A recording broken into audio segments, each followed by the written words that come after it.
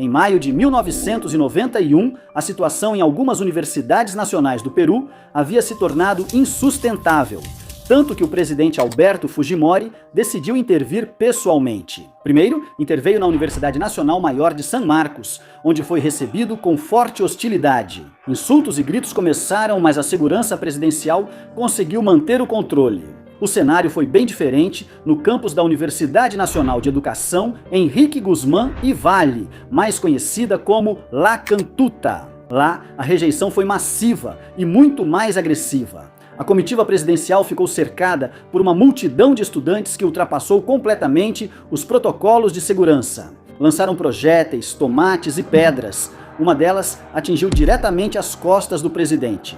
Diante do perigo, os seguranças tiveram que protegê-lo e evacuá-lo imediatamente. Ele nem sequer conseguiu entrar na universidade. No dia seguinte, na madrugada daquele 21 de maio de 1991, mais de 200 soldados pertencentes à Divisão de Forças Especiais do Exército invadiram a Força La Cantuta. Durante a intervenção, 56 estudantes foram detidos, entre eles Marcelino Rosales Cárdenas, Felipe Flores Chipana e Armando Amaro Condor, nomes que, com o passar dos minutos, serão fundamentais nesta história. Te convido a assistir até o final e a se inscrever neste canal se você gosta do conteúdo. Os militares tomaram o controle do campus, dos pavilhões e das residências universitárias. Além disso, instalaram de forma permanente um destacamento das forças especiais. A partir desse momento, foi imposto o toque de recolher e os acessos foram restringidos. Alunos e professores foram cadastrados. Ninguém podia entrar sem apresentar sua carteira universitária. Mas, por que o governo de Alberto Fujimori tomou uma decisão tão drástica? O que ocorria nas universidades nacionais do Peru no começo dos anos 90? A resposta obedecia a uma razão fundamental. Sendero Luminoso, liderado por Augusta Latorre e Abimael El Guzmán, havia compreendido algo decisivo. Essa guerra era vencida nas salas de aula. Foi ali que os primeiros fios da organização foram tecidos, e a partir dali, grande parte de sua expansão foi impulsionada. Desde 1962, a Universidade Nacional San Cristóbal de Huamanguena e Ayacucho funcionava como um verdadeiro berço ideológico. Devido a um fator determinante, era uma instituição dedicada a formar educadores. Que veículo melhor para difundir sua ideologia? Que estratégia poderia ser mais eficaz para construir redes de doutrinação do que instruir aqueles que, poucos anos depois, eles estariam encarregados da educação de novas gerações. Por esse motivo, universidades como La Cantuta se tornaram um alvo prioritário para o Sendero Luminoso, ocupando um lugar estratégico dentro de seus planos para capturar Lima. Com esse propósito, a organização infiltrou seus quadros na universidade e estruturou em seu interior o chamado Grupo de Trabalho Intelectual Mariá Tegui, um núcleo integrado principalmente por 2 professores, Victor Zavala Catanho e Nilda Atanásio, ambos provenientes da Universidade San Cristóbal de Huamanga. Nilda Atanásio havia sido uma das alunas prediletas de Abimael Guzmán em Ayacucho e mantinha uma relação próxima com sua esposa, Augusta Latorre, a camarada Nora, número 2 do Sendero. Esse vínculo surgiu anos atrás, quando ambos os casais viajaram à China para se formarem nas escolas político-militares de Mao Tse-tung. Abimael foi com Augusta, enquanto Nilda viajou com seu marido, o professor Hugo Munhoz Sánchez. Outro nome que será decisivo nesta história. Hugo Munhoz lecionava Ciências Sociais na Cantuta e dirigia atividades políticas dentro do campus. Além disso, escreveu o livro La Escuela y la Guerra, no qual defendia que o sistema educacional deveria se vincular diretamente à luta revolucionária. Com essa obra como estandarte, fazia um chamado constante aos seus alunos para se incorporarem à luta armada e abraçarem a doutrina daquela mentira chamada Pensamento Gonzalo. Desde o início dos anos 80, o grupo terrorista começou a se consolidar na Cantuta e, em 1989, já exercia um controle quase absoluto sobre a universidade. Agrupações como PUCA e ACTA, a FEUNI e outros movimentos estudantis foram perdendo progressivamente seus militantes. A maioria acabou se integrando ao Sendero Luminoso. Até mesmo o MRTA foi perdendo presença. Muitos de seus membros também passaram a engrossar as fileiras senderistas. Em resumo, os hematacos viraram matacos secundários. Com esses apelidos, eles eram conhecidos pelos universitários que não pertenciam a nenhuma dessas organizações. Dentro delas, no entanto, os militantes do MRTA se identificavam como tupas, enquanto os do Sendero se chamavam lápices. Em 1991, o professor Hugo Munhoz Sanches já havia se divorciado de Nilda Atanásio, que decidiu deixar o país junto com seus filhos. Cansada das ameaças e da perseguição dos aparelhos de inteligência, Hugo, por outro lado, recusou-se a ir embora. Permaneceu em La Cantuta, liderando o movimento intelectual popular, que coexistia com outras organizações, como o Movimento de Artistas Populares, cujos integrantes realizavam apresentações teatrais de caráter subversivo e cantavam o hino da Internacional em homenagem ao pensamento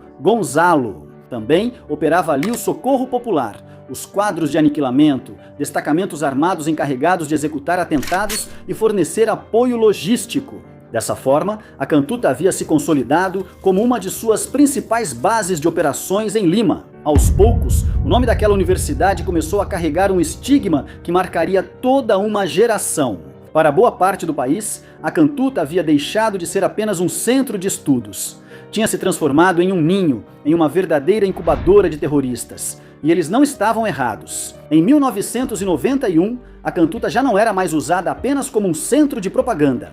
Sendero Luminoso havia tomado o controle do comitê de estudos. Estudantes do refeitório, da residência universitária, do transporte e das atividades culturais. Os decanos e reitores evitavam confrontar abertamente a organização. Cederam espaços, facilitaram recursos e permitiram sua expansão. Por isso, naquela manhã de 21 de maio de 1991, Alberto Fujimori decidiu inspecionar pessoalmente a Universidade Nacional de Educação Henrique Guzmán e Si Ibaie. Mas não permitiram. Então, no dia seguinte, ele ordenou a intervenção militar no campus. Pichamentos terroristas foram apagados e dezenas de estudantes foram detidos. O professor Hugo Munhoz fez todo o possível para libertá-los. Colocou seus familiares em contato com organizações de direitos humanos para garantir assistência jurídica. E usou sua autoridade institucional para atestar a condição de estudantes regulares de muitos dos jovens detidos, jovens inocentes, vítimas de um mal-entendido, alheios às atividades terroristas que lhes eram atribuídas. Dessa forma, foi desmentindo as acusações com as quais as forças da ordem justificavam sua detenção. A universidade havia ficado sob o controle das forças especiais do Exército. Mas isso não significava que o terrorismo tivesse sido erradicado. Afinal de contas, eles estavam acostumados a operar em segredo, em silêncio, nas sombras. Em meio a esse clima, apareceu Rosa Pretel, funcionária administrativa da universidade, supervisora na residência feminina, que, cansada do dano que os terroristas estavam causando à instituição e esperançosa de que as forças militares conseguissem expulsá-los definitivamente, ela entregou ao exército informações sobre senderistas alojados nos pavilhões universitários e os locais onde escondiam suas armas. Sua colaboração logo chegou aos ouvidos do Sendero Luminoso, tornando-a um de seus principais alvos. Em 4 de setembro de 1990, três terroristas desceram de um Volkswagen amarelo e atiraram nela quando ela saía de sua casa. Ao lado do corpo dela, deixaram um bilhete com uma única mensagem: X9. Rosa Pretel não seria a única a perder a vida por enfrentá-los. Outro dos assassinatos que mais chocou a opinião pública da época foi o de Franklin Tavara Tabaragaio. Professor de História na Cantuta e candidato à prefeitura de Chaclacayo, Franklin era um crítico ferrenho da presença e do controle ideológico exercidos pelo Sendero no Campus César. Durante suas aulas, ele os questionava abertamente. Isso foi suficiente para torná-lo alvo da organização terrorista.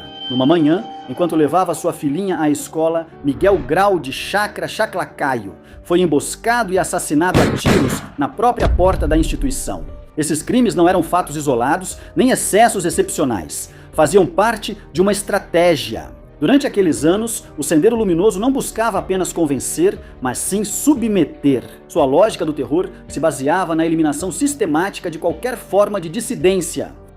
Para a organização, não existiam nuances. Quem se opunha a eles e a sua revolução deveria desaparecer. Para abrir caminho para a construção de um novo mundo, tudo era justificado, desde que contribuísse para esse propósito. Por isso, eles não sentiam nem pena nem piedade. Eles não hesitavam em matar, já que, através desse olhar imposto pelo doutrinamento, assassinar pessoas inocentes não era um crime. Simplesmente um custo inevitável, uma parte do processo tão natural quanto inevitável.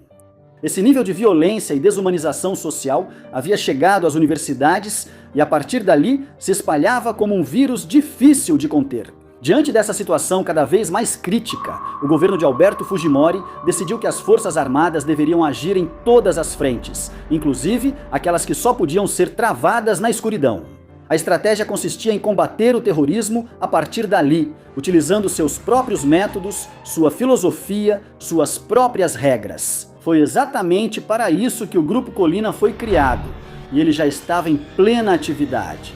3 meses antes do início desta história, em novembro de 1991, a operação em Barrios Altos foi considerada um sucesso retumbante e grande parte desse resultado foi atribuída a uma estratégia eficiente, a infiltração de Abadia. O agente que conseguiu se esgueirar e sobreviver dentro da quinta de Barrios Altos, cheia de terroristas que ele conseguiu identificar. Desde então, os infiltrados se tornaram uma peça-chave para o serviço de inteligência do Exército e para o Grupo Colina. E por acaso, em La Cantuta, eles tinham um que já vivia há anos entre os próprios estudantes. Seu nome era José Tena Jacinto, e desde 1986 ele se passava por mais um aluno da Faculdade de Tecnologia na especialidade de Construção Civil. José morava na residência da universidade observando tudo, ouvindo, coletando informações e estudando para não levantar suspeitas. De qualquer forma, José Tena era considerado um agente infiltrado, não um agente mimetizado. Ou seja, ele não havia se integrado às fileiras do Sendero Luminoso como fez o agente Abadia. José não fazia parte dos quadros operacionais. Seu trabalho consistia em fazer acompanhamento externo, identificar quais estudantes assumiam as lideranças mais radicais, quem dirigia as atividades políticas, em quais residências se reuniam e quantos deles pernoitavam em cada pavilhão. Ele coletava informações continuamente, sem precisar se integrar à organização. E desde meados de 1991, todos esses relatórios seriam enviados diretamente para Santiago Martim Rivas, o chefe do Grupo Colina. Mas no dia 12 de julho de 1992, aconteceu um fato que mudou tudo e que quase terminou em tragédia. A infiltração quase foi descoberta. Tudo começou quando o suboficial Victor Manuel Hinojosa, por ordem de Martim Rivas, entrou na Cantuta disfarçado de estudante. Sua missão consistia em tirar fotos panorâmicas do campus e de suas instalações. No entanto, enquanto fazia o registro dos pavilhões, ele foi detectado por um grupo de estudantes que imediatamente desconfiaram dele. Eles o interceptaram, o interrogaram e, ao constatarem que ele não pertencia à universidade, começaram a espancá-lo. Entre os agressores estava Bertília Lozano Torres, outro nome que retomaremos mais adiante. No meio das agressões e do desespero, Hinojosa gritou com todas as suas forças: "Vim ver José Tena! É meu primo!" Tena estava em uma sala próxima quando foi avisado de que seu suposto primo estava sendo agredido. Sem saber o que ocorria, ele desceu rápido e, ao ver Hinojosa imobilizado e espancado no chão, interveio sem hesitar. "É meu primo!" gritou. Depois, ele pegou o rolo fotográfico e o quebrou na frente de todos para acalmá-los e dissipar um pouco as suspeitas. A manobra funcionou apenas parcialmente. As agressões pararam, mas a desconfiança aumentou. A partir desse momento, a infiltração foi considerada extremamente perigosa, tanto que Tena teve que fugir, abandonar para sempre a residência universitária e se mudar para uma casa próxima. Dormir dentro do campus já não era mais uma opção segura. Algumas das pessoas mais perigosas do país começaram a suspeitar que ele era um infiltrado, e todos sabiam perfeitamente qual era o destino que Sendero Luminoso reservava para seus inimigos. Tena foi embora, mas conseguiu manter intacta sua rede de informantes dentro da universidade. E ele ia precisar dela, já que apenas 4 dias depois, em 16 de julho de 1992, às 21h20, aconteceu um dos ataques mais devastadores e lembrados do Sendero Luminoso em Lima. O atentado na Rua Tarata, bem no coração de Miraflores. Naquela noite, um carro-bomba carregado com mais de 40 quilos de dinamite destruiu prédios, residências e veículos. 25 pessoas perderam a vida e mais de 150 ficaram feridas em um ato de terror que chocou o país inteiro. Claro, essa é outra história complexa e dolorosa que em breve vamos contar em detalhes neste canal, mas é indispensável mencioná-la agora, pois aquela tragédia seria o estopim desta história. Na manhã seguinte ao atentado em Tarata, José Tena Jacinto recebeu relatórios de sua rede de informantes na Universidade La Cantuta. De acordo com as informações transmitidas, por volta das 11 da noite, vários estudantes identificados como membros do Sendeiro Luminoso entraram visivelmente alterados, alguns até mesmo feridos. Outros lhe asseguraram que o veículo utilizado, ou seja, o carro-bomba, havia sido visto horas antes na universidade.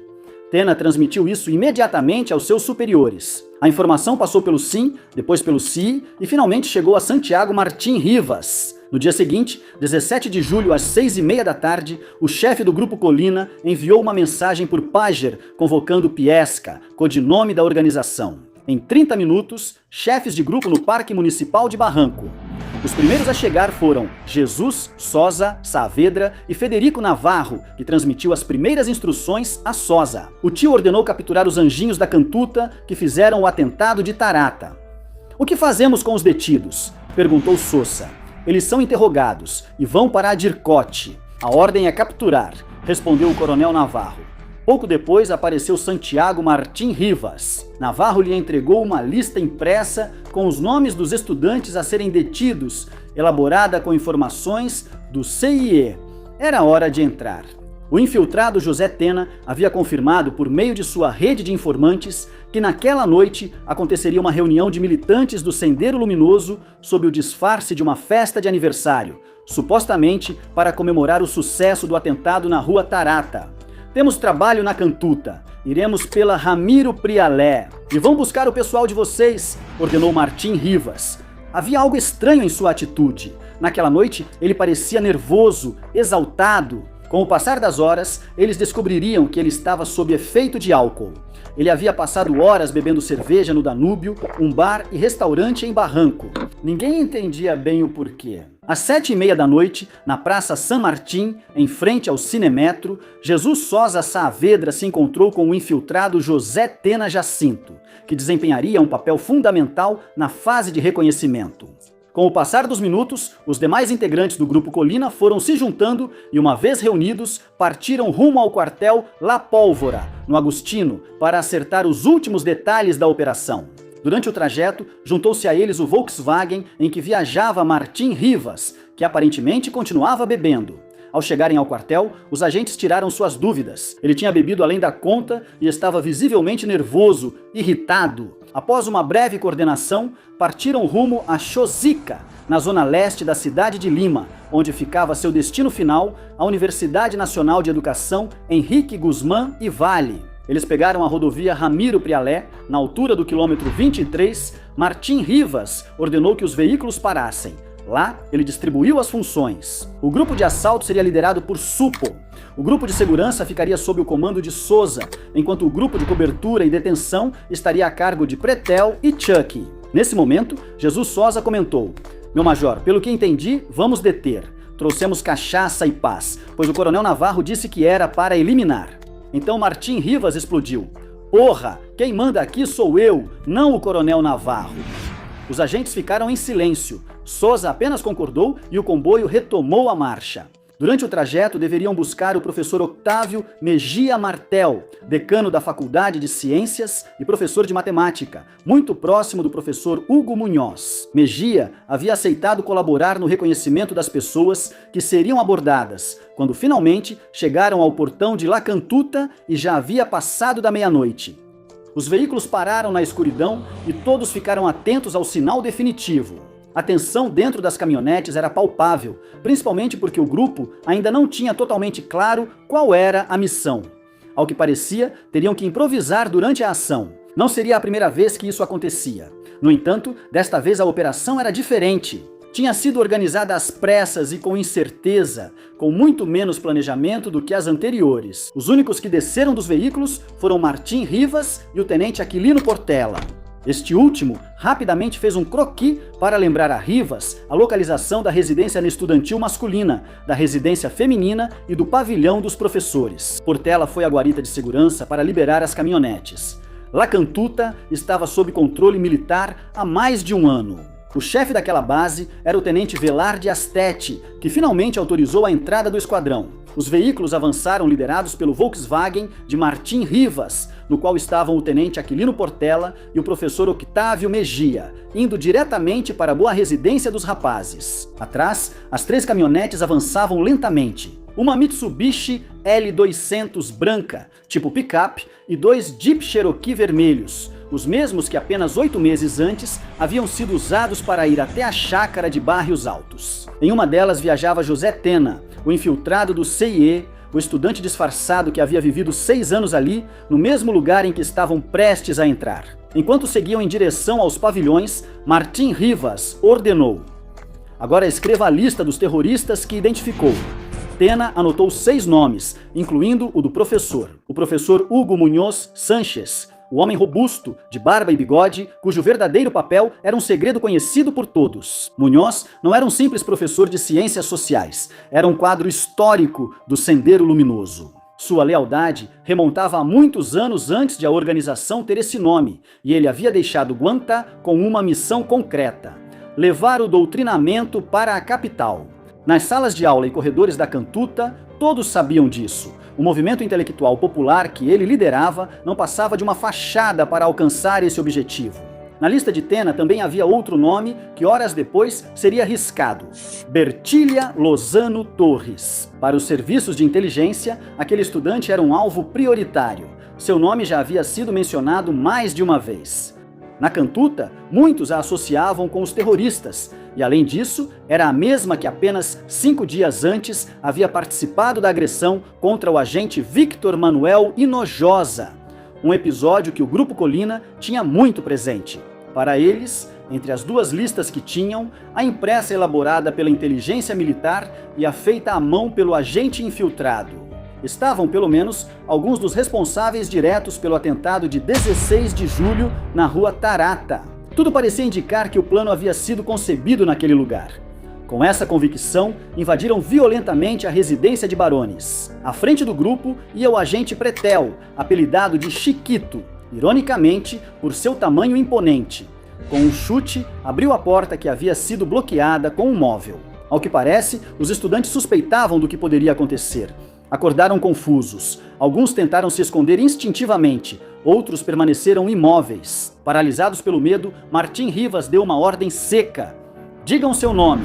Os estudantes responderam apavorados enquanto ele conferia as 2 listas. Ao seu lado, Octávio Mejia, o decano da Faculdade de Ciências, confirmava ou descartava suas identidades. Aqueles que coincidiam eram separados imediatamente. Retirados dos dormitórios e imobilizados com violência, foram 7 ao todo: Armando Amaro Condor, de 25 anos, Luiz Ortiz Pereia, de 21, Felipe Flores Chipana, de 25, Heráclides Pablo Mesa, de 28, Juan Gabriel Marinhos Figueroa, de 32, Robert Edgar Teodoro Espinosa, de 24, e Marcelino Máximo Rosales Cárdenas, de 28. Alguns tentaram reclamar, gritar, perguntar, mas foram silenciados a golpes. Enquanto isso acontecia, Chiquito Pretel já estava abrindo outra porta com um chute.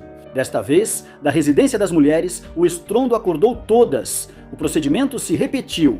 Uma por uma disseram seus nomes, enquanto Martim Rivas os verificava em suas listas. Finalmente, 3 mulheres foram separadas do resto: Bertila Lozano Torres, de 21 anos, Dora Olave Fierro, também de 21, e Norma Espinosa Ochoa, de 20. Das 3, apenas Norma começou a chorar e gritar desesperadamente. Ela insistia que não tinha nenhuma relação com as outras, que tudo era um erro. O ataque de pânico dela chamou a atenção dos agentes, mas só quando ela subiu na caminhonete foi que José Tena Jacinto interveio. Tirem a morena, caramba! Vocês se enganaram, não é ela! Então Norma Espinosa foi retirada da caminhonete e libertada.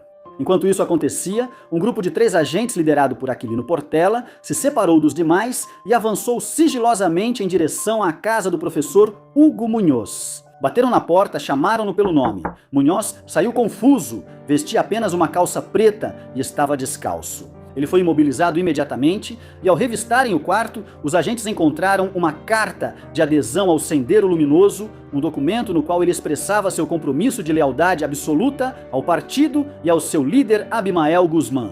Cobriram o rosto dele e o levaram junto com os estudantes detidos, que já estavam amontoados nas caminhonetes, as quais permaneciam ligadas perto da saída, esperando a chegada da peça final. Quando estavam todos reunidos, abandonaram La Cantuta e pegaram novamente a rodovia Ramiro Priali, no caminho de volta. Os detidos estavam encapuzados, cercados por homens armados. Tudo indicava que a próxima parada seria Incote, mas Martim Rivas tinha outros planos. Pegou o rádio e se comunicou com o técnico Júlio Chuck, que dirigia a Mitsubishi branca, que fechava o comboio. Chuck, temos que descer. O tom foi seco e autoritário. O grupo parou à beira da estrada, no meio da escuridão. Chuck desceu do seu veículo e caminhou até o carro de Martim Rivas. Conversaram no escuro. As vozes foram se exaltando sem chegar a um consenso. Segundos depois, o agente voltou visivelmente alterado. Os planos haviam mudado. Transmitiu a nova ordem do chefe. Era preciso segui-lo. Naquela noite, Martim Rivas estava irreconhecível. Ele parecia errático, irritado, impulsivo, contraditório, como se estivesse travando uma batalha interna que parecia dizer levar eles para Incote. Para quê? Para que eles sejam soltos, como tantas vezes? É impossível saber com certeza o que passava pela cabeça dele, mas tudo indica que para ele essa possibilidade era inaceitável. Não só porque ele abominava aquela impunidade, mas também porque isso ia contra a concepção do grupo que ele liderava. Eles não tinham sido criados para levar supostos terroristas para Incote. Esse nunca tinha sido o plano. Então ele não pretendia fazer isso. Estava sendo muito difícil para ele. Mas no fundo, a decisão já estava tomada. De repente, no meio do caminho, o telefone tocou. Era uma ligação que Martim Rivas estava torcendo para não receber. Do outro lado da linha estava o general Nicolás de Bar e Hermosa Rios, comandante-geral do exército, para repetir a ordem. Esses detidos devem ir para Incote. Rivas já tinha tomado uma decisão, mas aquela era uma ordem direta demais para desobedecer abertamente. Então, ele escolheu mentir. Esse gado já está com São Pedro, meu general. Depois desligou.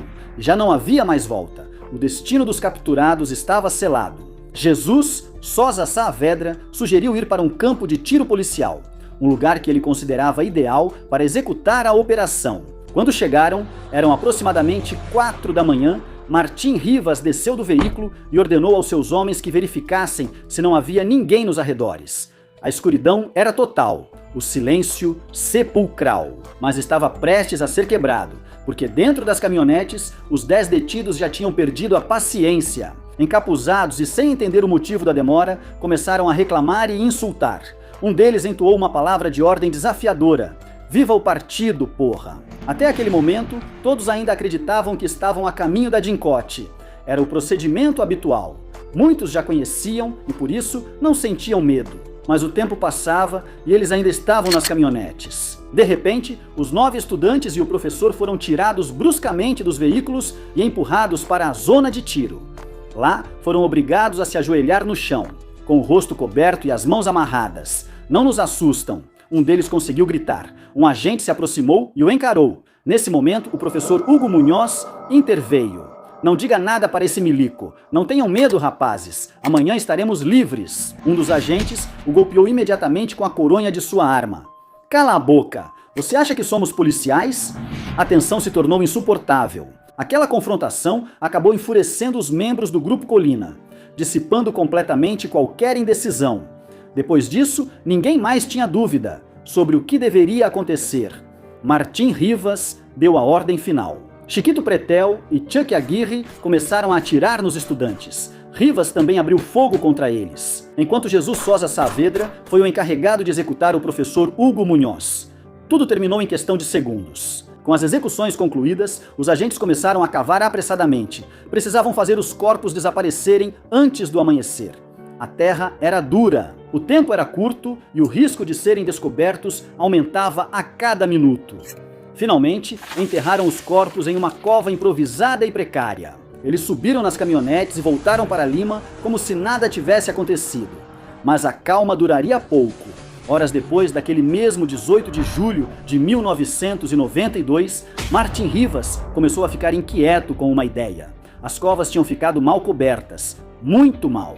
Ele não conseguia tirar esse pensamento da cabeça. Estava convencido de que, mais cedo ou mais tarde, alguém descobriria os corpos. Então, ordenou a Souza que voltasse ao campo de tiro para inspecionar o local. Ao chegar, a situação era clara. Ligou para Martim Rivas e comunicou a má notícia. Seus temores se confirmaram. Meu major, tudo está visível. Há um braço e uma mão para fora, além da roupa de outro corpo. A operação foi mal feita e o tempo passava. Rivas ordenou que parte do destacamento voltasse para refazer o enterro, cavando de novo ao pé de um morro, em área menos visível. Cobriram os corpos com mais terra e abandonaram o local. Tudo parecia resolvido, mas a inquietação continuava acompanhando Martim Rivas. Enquanto tudo isso acontecia, em La Cantuta, estudantes e professores denunciavam publicamente o desaparecimento de 9 alunos e um professor. Os rumores começaram a se multiplicar. Alguns começaram a contar o que tinham visto naquela madrugada. As caminhonetes, os homens armados e o caos que havia explodido dentro do campus. Mas quem eram os sequestradores? Quem eram os desaparecidos? Para muitos, a conclusão era evidente. Entre os desaparecidos estavam pessoas ligadas aos grupos do Sendeiro Luminoso que há anos dominavam a universidade. Nos dias seguintes, muitos terroristas deixaram de frequentar as aulas. Alguns abandonaram o campus, outros simplesmente desapareceram. Os rumores sobre o que realmente havia acontecido logo saíram de La Cantuta e se espalharam rapidamente pelo resto das universidades nacionais, arrastando consigo uma crescente sensação de medo entre os militantes. Os infiltrados destacados concordavam em seus relatórios. A atividade política havia diminuído de maneira abrupta. Ao que parece, o medo havia começado a penetrar entre aqueles que se dedicavam a propagá-lo.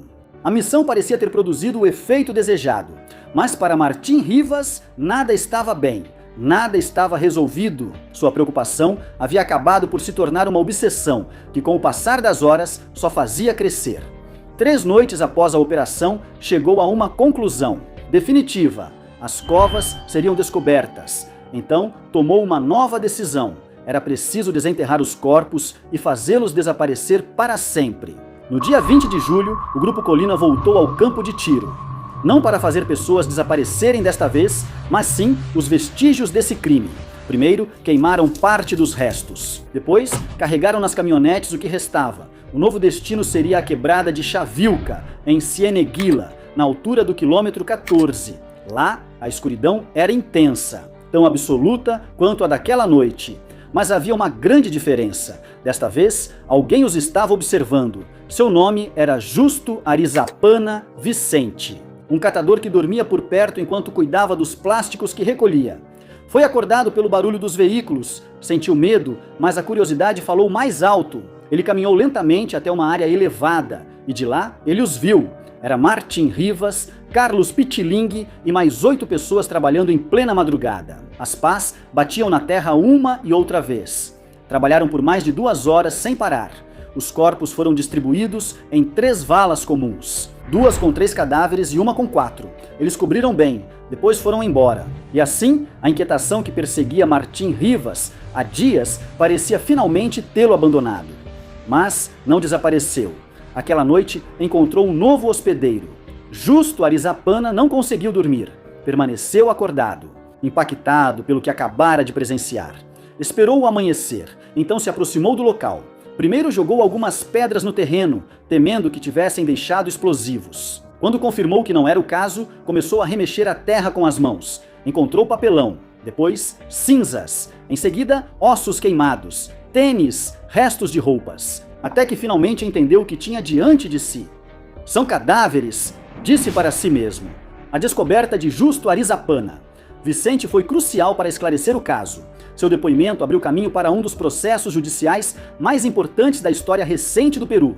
Sem essa descoberta, Possível que nunca tivesse sido possível reconstruir com a mesma solidez aquela cadeia de comando que até então permanecia oculta, inalcançável. Não é descabido pensar que, se não fosse por Justo Arizapana, Alberto Fujimori, Vladimiro Montesinos e outros elos dessa longa cadeia que começava com os agentes do Grupo Colina, provavelmente nunca teriam sido condenados. Pelo menos não pelos casos Lacantuta e Barrios Altos. No entanto, apesar de ter sido uma pessoa tão importante durante as investigações, e apesar das inúmeras promessas que recebeu daqueles que mais precisavam do seu testemunho, naquele momento, Justo acabaria enfrentando um destino extremamente triste, um que ninguém gostaria de ter.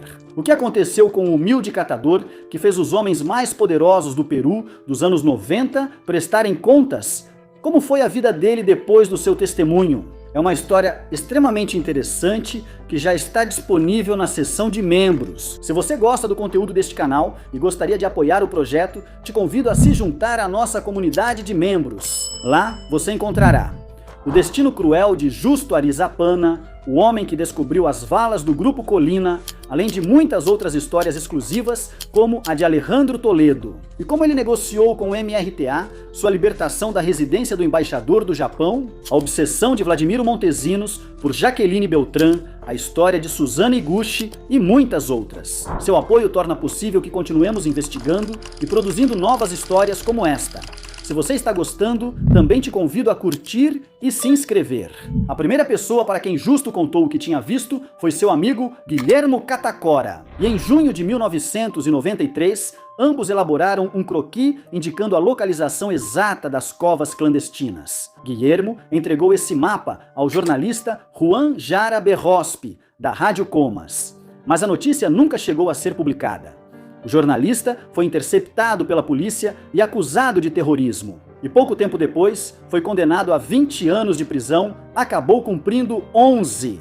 A verdade havia sido silenciada, mas não por muito tempo. Meses depois, um novo mapa chegou às mãos do congressista opositor Roger Cáceres, que investigava a possível participação de membros do exército no caso Lacantuta. Dentro do envelope que abriu, não havia apenas um croquis. Também havia um fragmento de osso calcinado. Aparentemente, parte de um quadril humano. Roger Cáceres entregou o material à revista Si. E na madrugada de 8 de julho de 1993, uma equipe de jornalistas liderada por Ricardo Seda chegou até a ravina de Chavilca. Começaram a escavar. Os restos ainda estavam lá, quase um ano depois de terem sido enterrados. Voltavam à superfície. Horas depois, o promotor Victor Cubas Villanueva chegou ao local acompanhado por uma equipe de especialistas forenses. Iniciaram as escavações oficiais. A evidência era irrefutável. O massacre de Lacantuta finalmente começava a vir à tona. No final de 1993, as provas de DNA enviadas para a Inglaterra confirmaram que os restos encontrados na ravina de Chavilca pertenciam às vítimas desaparecidas de Lacantuta. Para suas famílias, o caminho em direção à verdade e a um desfecho definitivo seria muito mais longo. Na verdade, 5 dos 9 estudantes só foram sepultados em 2023, 31 anos após seu desaparecimento. O que aconteceu na madrugada de 18 de julho de 1992 foi, sem dúvida, um massacre perpetrado por um grupo paramilitar, o Grupo Colina. Um evento que, pela sua brutalidade e pela participação de estruturas do Estado em sua execução e encobrimento, acabou se tornando um dos episódios mais graves e importantes, violação dos direitos humanos na história recente da América Latina. Mas as consequências não vieram imediatamente, em 1995. O governo Fujimori blindou os responsáveis por meio de leis de anistia, cumprindo assim a promessa que havia feito anos antes. No entanto, a queda do regime mudou completamente o cenário. Aqueles que até então estavam protegidos acabaram enfrentando a justiça.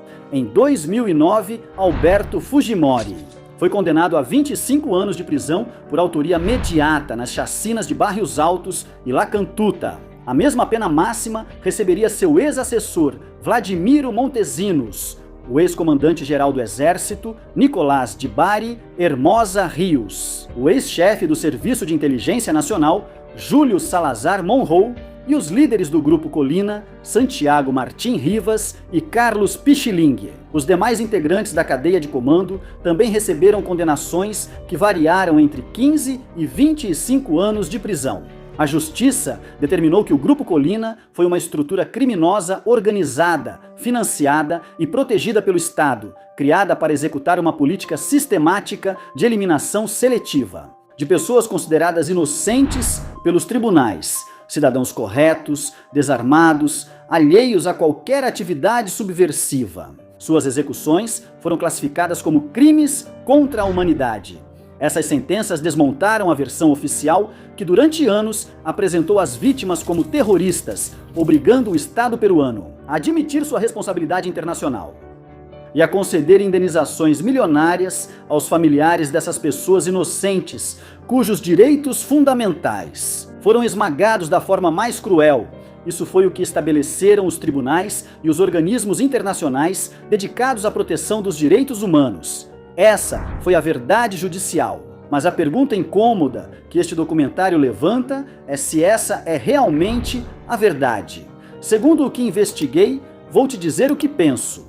Durante anos, fomos instruídos a ver o relatório da Comissão da Verdade e Reconciliação como a narrativa definitiva. A reconstrução mais completa do que seus autores denominaram de conflito armado interno.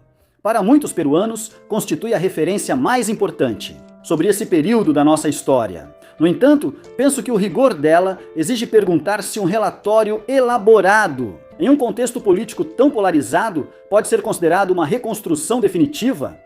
Desde sua publicação, diversos pesquisadores, juristas e analistas questionaram muitos de seus métodos, conclusões e interpretações. Para muitos, aquele relatório é uma verdade incompleta, uma versão tendenciosa, parcial e condicionada por interesses políticos. Ainda assim, o relatório final da CVR continua sendo, para muitos, a explicação mais fácil de aceitar.